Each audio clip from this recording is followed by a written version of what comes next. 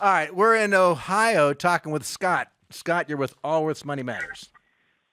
Yeah, hi Scott. Hi Pat. Hi. Hi. I want to let you two know that I am an avid listener of your Saturday morning podcast for many years, and during that time, I have managed to pick up a few financial nuggets along the way. So I thank the two of you for that. Thank you. Thank you. Probably a mistake, but It's been very helpful. what can we do to help today? Okay, so I'm a firm believer of the Roth IRA, the Roth accounts, whether it be through my company initially, Roth 401k, to now in retirement, my Roth IRA. And during the last few years, I've done Roth conversions. I've contributed to my Roth IRA accounts, and the 5-year rule gets thrown in my face all the time.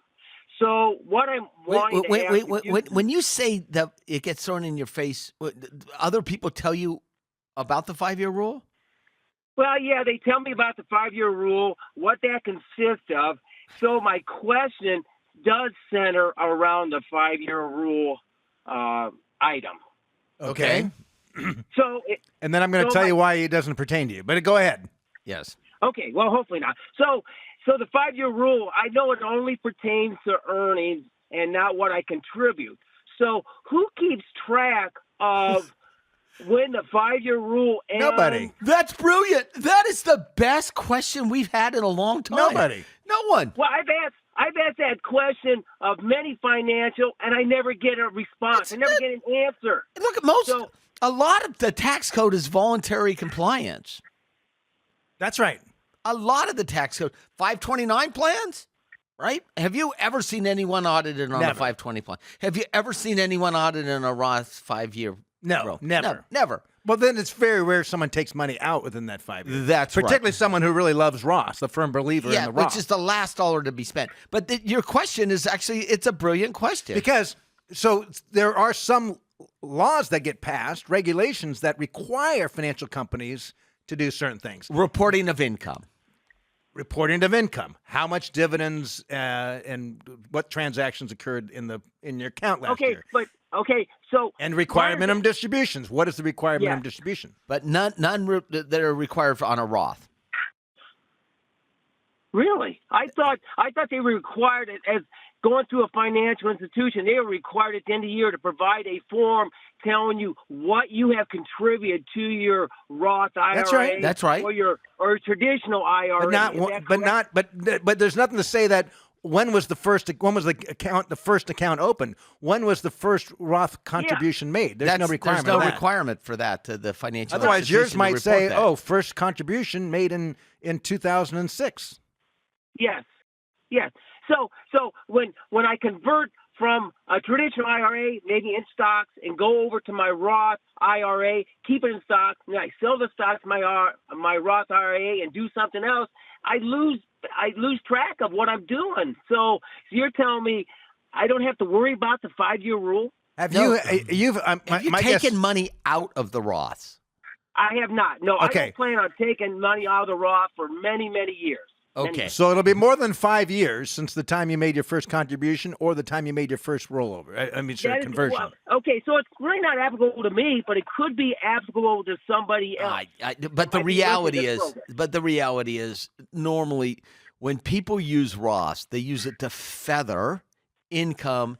They're voluntarily paying additional taxes today that they don't have to pay, right? Right. Because they could have made a pre-tax contribution or they didn't have to do the conversion. So these are people that are planning their finances, stating to the IRS, look, I'm going to send you money today in exchange for the promise that Congress made, that let's hope they're going to be good on that promise when I pull my money out 20 or 30 years down the road. Right. So your point is well taken, but it doesn't happen in reality. When you see people take money out of a Roth, what they're doing is they're trying to keep they need X income, and they're trying to keep themselves below a marginal tax bracket. But the reality is most of the people that have money in Roths also have money in a brokerage account. Of course. Right? Absolutely. So, I can't. There's I'm other trying to monies. think of when I've had money come out of a client's Roth account. I cannot. Can you? Yeah, I had someone do it against my recommendation. Oh, I can't. And by the way, you mentioned sometimes we fire clients. That's when I fired. Yeah, I think about it. They just I went to- think I fired 3 clients in my career. That was one of them. Because they're not taking. They're doing harmful stuff to themselves. What's the point? I don't need. I don't need you. I mean, Oh, don't say that. We like clients. I love clients. Okay. I don't love clients that don't take my advice. That do things contrary to my advice. That are going to be harmful. What's the to point? themselves, Why don't use me? I mean, but yeah. So your point is well taken. But it doesn't. It's not real. It just doesn't happen. I would. You don't have to. You Scott, you're like. So if I were to ask an IRS agent, he'd tell me something differently then, right? Why would you be talking to an IRS agent? No, I won't. No, I don't. No, He might not even know what you're talking about. Yeah. Well, maybe so. No, I mean, out of all the things that they look for tax compliance, that's because it generates. By the way, what's the point of it?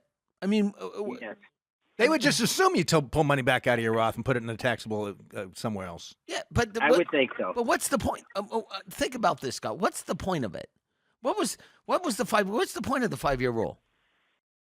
Think about. I never understood why it matters. Yeah, it didn't make any sense to me. I mean, I understand the 59 and a half. Well, I don't understand why it's 59 and a half. But Let's I use understand a round number. Older age. Yes, that you have to start withdrawing. And the required minimum distributions at age, 73, 74, 75. That doesn't apply to Roth. Yeah. Anyway, I'm just going to, Scott, let's find other things to think about. Yeah. Is that Scott?